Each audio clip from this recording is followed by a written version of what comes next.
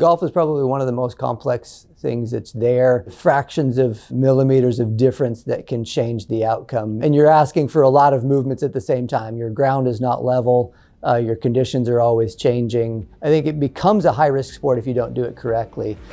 The design of this program is really to understand, are there some other issues within the body movement that lead to problems down the line through compensation? And part of those compensations might end up in poor outcomes and poor performance in the golf swing because you can't get to where you want to be and the ball doesn't end up where you want it to go.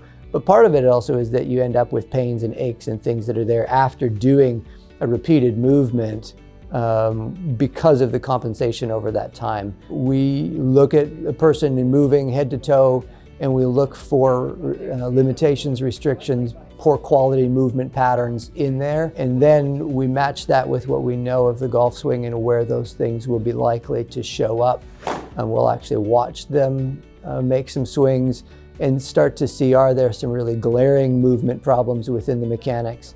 And that lets us put some exercises for them to try and resolve some of those physical limitations. Once we get past that, we know that that will also help to increase their performance on the other end of that. I would say there's three groups that really benefit the most. A golfer that when they either in the middle of the round or by they get to the end of the round, they're having some kind of an ache or a pain that they have specific to golf that they don't necessarily have with other things. The person who is doing swing instruction and is finding that they can't fix that problem for some reason. And that could be anyone from a low-digit handicap player who is just trying to get better to a mid to upper handicap player who just wants to be able to enjoy better and not be, looking for balls in the weeds so often. And then the last player would be that elite player who's just really looking to find that next edge. This isn't mostly a swing instruction program.